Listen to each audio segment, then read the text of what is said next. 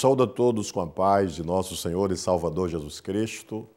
Uma alegria muito grande estar de volta com mais um programa Jesus Te Ama, programa da CEADEB. A CEADEB é Convenção Estadual da Assembleia de Deus na Bahia. A Convenção Estadual da Assembleia de Deus na Bahia, que tem igrejas filiadas em todo o nosso estado e também igrejas no estado de Goiás. Temos já algumas igrejas também em Minas, no Espírito Santo, e em vários países missionários pregando o Evangelho de nosso Senhor e Salvador Jesus Cristo, convocando as pessoas para terem um encontro com Deus e alcançarem a salvação. A sede da nossa convenção fica na Rua Arquimedes Gonçalves, 320, Jardim Baiano, em Salvador. E em Salvador, nós temos hoje mais de 150 igrejas espalhadas por vários bairros da nossa cidade, com vários pastores presidindo campos e muitos membros e congregados adorando ao nosso Senhor e Salvador Jesus Cristo. Hoje eu quero falar um pouco sobre a Igreja Assembleia de Deus. A Igreja Assembleia de Deus, que no Brasil já comemorou 101 anos de existência, começou ali em Belém do Pará. Na Bahia, nós temos 93 anos de existência e começou na região de Canavieiras, ali em Boca do Córrego, na região do sul do nosso estado, e ela se espalhou por todo o estado, tendo igrejas em todas as cidades do nosso estado, na maioria dos povoados e também em muitas fazendas, com uma grande quantidade de membros e congregados que estão esperando a volta gloriosa de Jesus Cristo. A missão da Igreja Evangélica Assembleia de Deus, a principal missão, é convocar as pessoas a adorar a Deus. É ensinar as pessoas a viver para Deus. Porque quando nós ensinamos as pessoas a viver para Deus, elas passam a viver uma vida de paz, de tranquilidade e a convicção de morar no céu com nosso Senhor e Salvador Jesus Cristo. Esta é a principal missão da Igreja Evangélica Assembleia de Deus. E em todas as igrejas nós temos pastores que estão com a responsabilidade de orientação espiritual e também na administração das igrejas que estão sobre a sua responsabilidade. Temos presbíteros, evangelistas, diáconos que auxiliam e eles têm as atividades orientadas pelo pastor presidente e essa atividade de cada um é o que tem feito com que a igreja cresça para a honra e a glória do nome de nosso Senhor e Salvador Jesus Cristo. A Igreja Assembleia de Deus também é um fator interessante. O dono é Jesus Cristo. Os pastores presidentes das igrejas, pastor presidente de convenção, pode até demorar um período pastoreando essas igrejas ou presidindo a convenção por alguns anos, mas o certo é que a igreja, nós entendemos como pastores, como membros da igreja, entendemos que ela pertence ao nosso Senhor e Salvador Jesus Cristo, porque foi Ele quem morreu lá na cruz do Calvário para perdoar os nossos pecados. E Ele mesmo disse que as portas do inferno não prevaleceria contra a sua igreja. Jesus disse, as portas do inferno não prevalecerão contra a minha igreja. Então, a Igreja Assembleia de Deus, que está aí pertinho de você, na sua cidade, no seu bairro, ela é uma igreja que está com a missão de pregar o Evangelho de Jesus Cristo, o Evangelho de transformação. Durante estes anos da Igreja Assembleia de Deus no Brasil e na Bahia, nós temos enfrentado algumas dificuldades. Infelizmente, às vezes encontramos pessoas que não conseguem entender a missão da igreja. Às vezes até algumas autoridades também não entendem a missão da igreja, que é de pregar o Evangelho de Jesus Cristo e ensinar as pessoas a ser um verdadeiro cidadão e a transformar muitas pessoas. Quantas pessoas viviam nas drogas, viviam na prostituição e passaram a viver uma vida totalmente diferente para a sua família, para a sociedade, porque foram transformados pelo Evangelho de nosso Senhor e Salvador Jesus Cristo. Então, bom seria se em cada rua, em cada esquina, existisse ali uma igreja Assembleia de Deus ou uma outra igreja que esteja pregando o Evangelho de Jesus Cristo. Como já falamos, nós temos igrejas nas grandes cidades, nas cidades pequenas e também nos povoados e nas fazendas. Pertinho de você tem uma igreja evangélica Assembleia de Deus. Vá nos fazer uma visita e alcance também o perdão dos seus pecados através de nosso Senhor e Salvador Jesus Cristo. Leve a sua família, leve os seus amigos para ouvir a palavra de Deus. E lembre-se que a missão, como já disse, da Igreja Assembleia de Deus é pregar o Evangelho de transformação. As pessoas precisam serem transformadas pelo poder do nosso Deus. Imagine você como está a violência em todo o mundo. Imagine você como as pessoas estão sofrendo em todos os lugares. E tudo isto é por falta de adoração a Deus. Não estão servindo a Deus muitas dessas pessoas. E aí a importância, então, de uma igreja e as pessoas frequentarem uma igreja. É importante esta participação da sociedade em uma igreja. Visite a igreja mais próxima da sua casa para que você tenha também a bênção de Deus na sua vida e possa mudar o seu jeito de ser, o seu jeito de viver, porque quando o homem passa a frequentar uma igreja e ler a Bíblia, ele muda o seu jeito de ser, o seu jeito de viver e, com certeza, está também abençoando a sociedade. Então, meu amigo, quando você ver uma placa da Igreja Assembleia de Deus, lembre-se que ela existe no Brasil há 101 anos, aqui na Bahia há 93 anos. E, com certeza, uma grande multidão de pessoas que frequentam esta igreja sabem da importância que é estar em uma igreja servindo a Deus e adorando a Deus. É importante também que as autoridades do nosso estado, as autoridades do nosso país, visite as igrejas.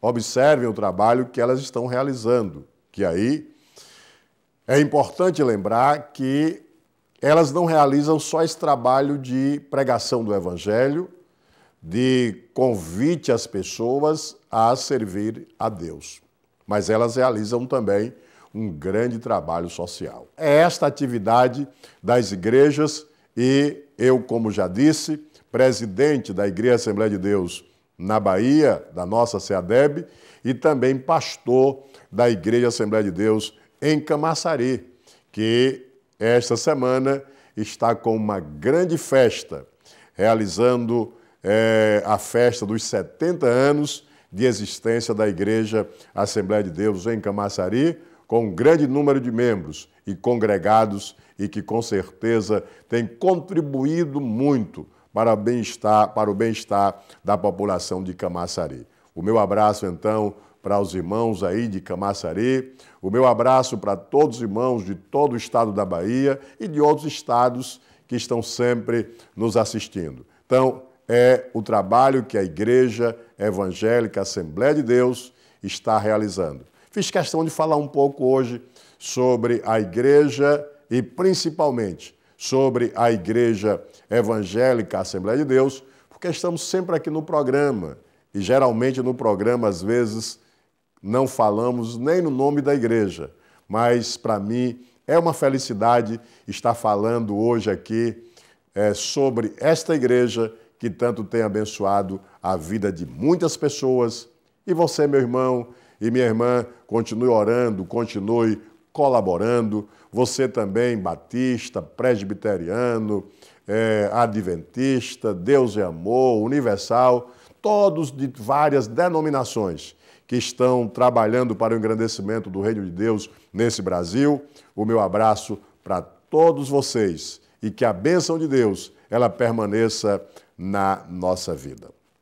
Mas, meu irmão assembleano, nós também estamos convocando a você para colaborar com esse programa. Você pode colaborar conosco ligando para o 071-3503-8383, de segunda a sexta, das 9 às 17 horas. Ligue, participe, dê também a sua colaboração. Quando falo em colaboração, estamos também falando de colaboração financeira para a manutenção desse programa. Você que tem colaborado com muitos outros programas e não está errado em colaborar na pregação do Evangelho de Jesus Cristo, colabore também conosco e eu tenho certeza que Deus vai continuar fazendo você prosperar, principalmente espiritualmente e financeiramente. Você pode também mandar um e-mail para a gente. O nosso e-mail é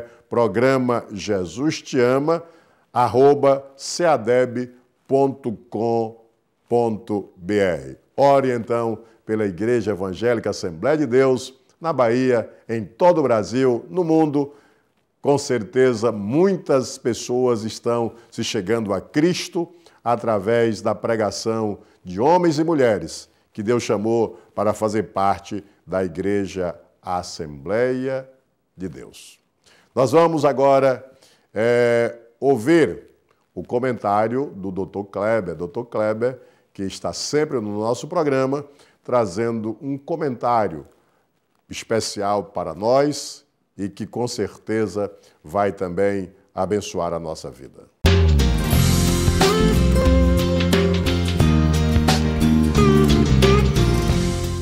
Olá, meus amigos. Como cristãos que somos, precisamos fazer a diferença aonde nós vivemos. Ser cristão é muito mais do que pregar a palavra de Deus. Ser cristão é viver uma vida de princípios, de comportamento ético, socialmente aceitável. Nós que pregamos o genuíno evangelho, queremos fazer das pessoas verdadeiros homens e mulheres capazes de cumprir o evangelho pleno em suas vidas. Esse evangelho pleno é muito mais do que frequentar igreja, é muito mais do que estar com a carteira de membro de uma denominação religiosa. Esse evangelho pleno nos ensina a vivermos a integralidade da palavra de Deus em nossa vida. Precisamos fazer a diferença aonde quer que nós nos encontremos. Precisamos, irmãos, fazer das nossas vidas um exemplo de fidelidade àquilo que Cristo nos ensinou. Para isso, precisamos cumprir com a nossa palavra. Precisamos estar prontos a fazer valer aquilo com que nós nos comprometemos enquanto cidadãos. O verdadeiro cristão é aquele que cumpre com suas obrigações, é aquele que está disposto a comprar e pagar, é aquele que não necessita de contrato escrito para cumprir aquilo que pactuou. Basta apenas a sua palavra. Ser cristão nos dias de hoje é necessário essa integralidade de vida, capaz de fazer com que nós possamos fazer a diferença aonde quer que nós estejamos. Pense sobre isso. Nós não podemos estar da mesma forma como as outras pessoas estão. Precisamos viver verdadeiramente o Evangelho em nossa família, em nosso ambiente de trabalho, em nossa sociedade. Aonde quer que nós estejamos, nós precisamos plantar a boa semente. E essa boa semente, ela começa com princípios éticos aceitáveis. Portanto, se você se diz cristão, faça com que o nome de Jesus Cristo seja dignificado aonde quer que você esteja. Que Deus nos abençoe, em nome de Jesus.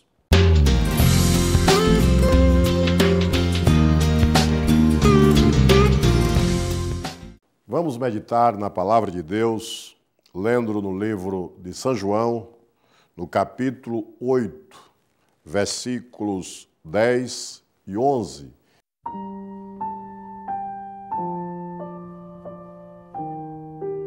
Que está escrito assim: E endireitando-se Jesus, e não vendo ninguém mais do que a mulher, disse-lhe: Mulher, onde estão aqueles teus acusadores? Ninguém te condenou? E ela disse: Ninguém, Senhor. E ele disse: Nem eu também te condeno. Vai-te e não peques mais. Meus amados irmãos e meus amados amigos, esta palavra que acabamos de ler nos mostra quando Jesus Cristo esteve aqui na terra, falando aos homens a necessidade dos mesmos se arrependerem dos seus pecados, serem transformados para viver com Deus e viver para Deus. E em um determinado momento, chega alguns homens trazendo uma mulher, que a Bíblia fala que a mesma foi apanhada no ato de adultério, e aqueles homens levaram a mesma até Jesus para que o próprio Jesus, de acordo à lei de Moisés, mandasse que fosse apedrejada.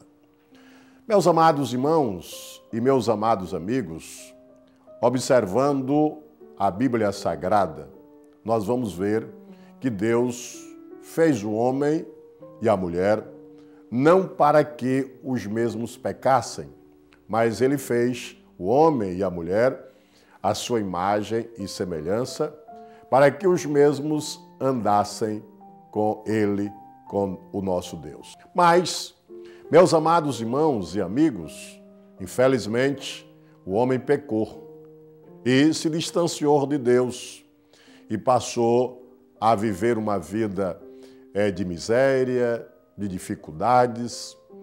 E o pior é que muitos desses homens, eles não entendem que também são pecadores. E, às vezes, acusam alguém com o objetivo de destruir tais pessoas.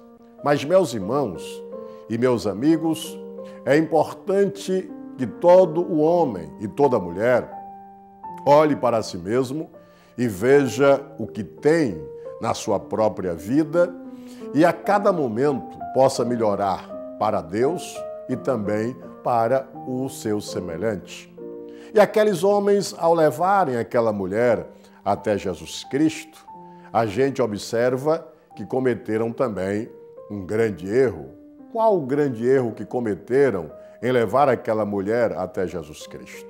Olha, se a mesma foi apanhada em um ato de adultério, ela não estava adulterando só. Ela tinha um companheiro, tinha alguém que estava ao seu lado. E por que então não levaram o homem que estava, no caso, no ato de adultério com aquela mulher? O grande erro, então, cometido por aqueles homens que levaram a mulher até Jesus Cristo. Infelizmente, meus amados irmãos e meus amados amigos, nós vivemos também em um mundo de pecado que as pessoas, na maioria delas, geralmente procuram defender os seus interesses, as suas ideias e esquecem de dar a oportunidade a outras pessoas para que as mesmas também apresentem a sua defesa. Não estamos defendendo aqui o pecado daquela mulher, mas estamos defendendo a ideia de que eles deveriam ter levado também o homem que estava no ato de adultério com aquela mulher. E Jesus Cristo, que é sábio, Jesus Cristo, que conhece todas as coisas, me conhece, te conhece, sabe o que eu penso, sabe o que você está pensando, conhece as nossas ações. Ele conhecia as atitudes e as ações daqueles homens que levaram aquela mulher. Olha, e Jesus Cristo, conhecedor, olha para os mesmos e diz: aquele que não tem pecado, seja o primeiro a tirar pedra contra esta mulher. Olha, aqueles homens sabiam que Jesus conhecia a todos eles e sabiam que eles praticavam, e eles não tiveram a coragem de apedrejar aquela mulher, porque eles todos tinham pecado. Na lei de Moisés mandava que, sim, houvesse um apedrejamento das pessoas que praticavam tais pecados, e eles estavam ali exigindo ou querendo exigir de Jesus que Jesus então cumprisse a lei de Moisés. Mas Jesus, como já disse, sábio, ordenou aos mesmos que apedrejassem se eles não tivessem pecado. E todos tinham pecado, e como todos tinham pecado, se retiraram e deixaram ali só a mulher perante a Jesus Cristo, na presença do nosso Mestre Jesus Cristo, que veio para perdoar o pecado de todos os homens. É bom lembrar isto, meu amigo e minha amiga, que está nesse momento assistindo esse programa. Independente do que você fez, ou não importa o que você praticou, qual foi o teu pecado, se você reconhece que pecou e tem convicção de que Jesus Cristo pode perdoar os teus pecados, confessa os teus pecados ao Senhor. Ele está pronto para te perdoar. Talvez até alguém um certo dia falou com você que não tem jeito.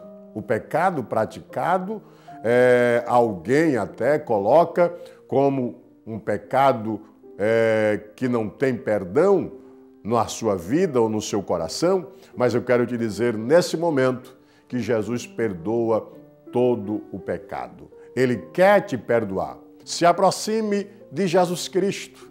Diga para ele que pecou, que é um pecador ou que é uma pecadora, e Jesus está pronto para te perdoar. Não importa quem está te acusando. E a missão do diabo, a missão do inimigo das nossas almas e inimigo de Deus é acusar. Ah, mas pastor, quem está me acusando é a pessoa mais próxima de mim, era o meu amigo, a minha amiga, é alguém que está dentro da própria casa. É claro, o inimigo usa tais pessoas para condená-las, mas Jesus Cristo quer te perdoar, Ele quer te ajudar, Ele é o teu ajudador. E Jesus Cristo, ao olhar e ver só a mulher, lhe pergunta: mulher, aonde estão os teus acusadores? Meu irmão e minha irmã, você tem Jesus Cristo ao teu lado. Ele está pronto para te ajudar em todo momento da sua vida. Se você caiu, a Bíblia diz que o cair é do homem e o levantar é de Deus. Deus está sempre pronto para levantar o caído. Não importa o que falaram de você. Seria muito bom que todos os homens não cometessem erros. Mas todos nós estamos sujeitos a erros. É bom também lutar para não errar, porque nós não sabemos a hora que Jesus Cristo vai voltar. Não se apegue a este versículo de que as pessoas estão sujeitas a erros ou as pessoas estão sujeitas a pecado, mas é bom lembrar sempre não pecar. Lute para não pecar. Por quê? Porque nós não sabemos a hora em que Jesus Cristo vai voltar. Ou, quem sabe, a hora também que a morte vai nos surpreender. E é bom sempre lembrar aqueles que servem a Deus que só vai morar no céu. Aqueles que estiverem vivendo uma vida santa diante de Deus, que no momento do arrebatamento esteja servindo ao Senhor com fidelidade, em santidade, porque só vai morar no céu aqueles que estão sendo fiéis ao nosso Deus aqui na terra. Então Jesus olha para a mulher e pergunta: onde estão os teus acusadores? E ela responde: todos saíram. Ou não tem ninguém mais aqui? Mas por que eles não estavam ali? Eles não estavam ali porque eles também tinham pecados e não poderiam continuar acusando aquela mulher. Não poderiam exigir a condenação daquela mulher porque todos tinham pecado. Então, meu irmão ou minha irmã, se você também tem praticado algo que desagrada a Deus, por que está acusando outras pessoas? É melhor fazer logo um concerto com Deus. E saiba de uma coisa, é o próprio Senhor Jesus Cristo quem perdoa os nossos pecados. E Jesus então, ao ouvir a resposta daquela mulher, disse para a mesma: nem eu te condeno, eu também não vou te condenar. Eles não te condenaram, eu também não vou te condenar. Olha, quem estava ali, o nosso Mestre Jesus, veio para perdoar. E é por isso que eu me alegro, e é por isso que você pode se alegrar também, porque o nosso Mestre não veio para nos condenar, ele veio para nos perdoar.